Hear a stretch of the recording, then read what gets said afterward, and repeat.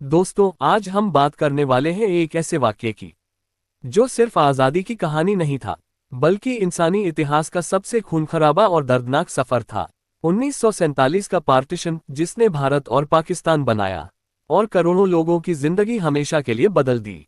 मगर क्या आप जानते हैं कि पार्टीशन के पीछे ऐसे फैसले भी लिए गए जो सिर्फ कुछ हफ्तों में तय किए गए?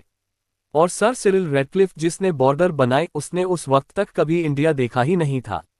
सोचिए, एक अजनबी आदमी जिसे न जमीन का इल्म था न लोगों का दर्द, उसने दो मुल्कों की सरहदें खींच दी। 1940 में मुस्लिम लीग ने लाहौर रेजोल्यूशन पास किया। कांग्रेस यूनाइटेड इंडिया चाहती थी, मगर हिंदू मुस्लिम तनाव बढ़ता गया। द्वितीय विश्व युद्ध के बाद ब्रिटिश थक चुके थे और उन्होंने फैसला किया कि भारत को आज़ाद करना ही होगा। 3 जून 1947 माउंटबेटन प्लान का ऐलान हुआ और कहा गया कि 15 अगस्त तक भारत और पाकिस्तान दो अलग मुल्क बन जाएंगे। दोस्तों, क्या आप जानते हैं, रेडक्लिफ को सिर्फ 5 हफ्तों में तय करना था कि पंजाब और बंगाल कैसे बांटे जाएंगे। उसने नक्शों और कागजों को देखकर लाइन खींच दी।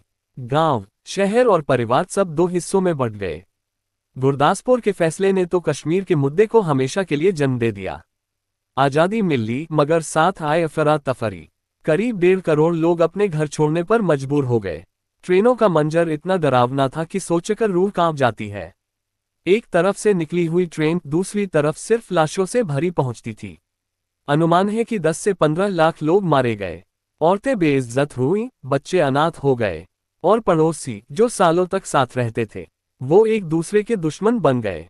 दोस्तों, बहुत कम लोग जानते हैं कि पार्टीशन असल में अक्टूबर में होना था, मगर माउंटबेटन ने इसे अगस्त में ही लागू कर दिया।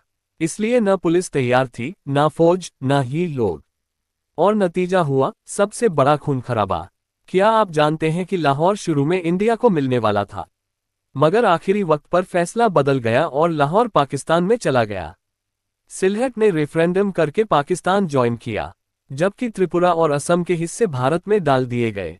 हैदराबाद और जूनागढ़ पाकिस्तान के साथ जाना चाहते थे, मगर बाद में भारतीय सेना ने उन्हें भारत में मिला लिया।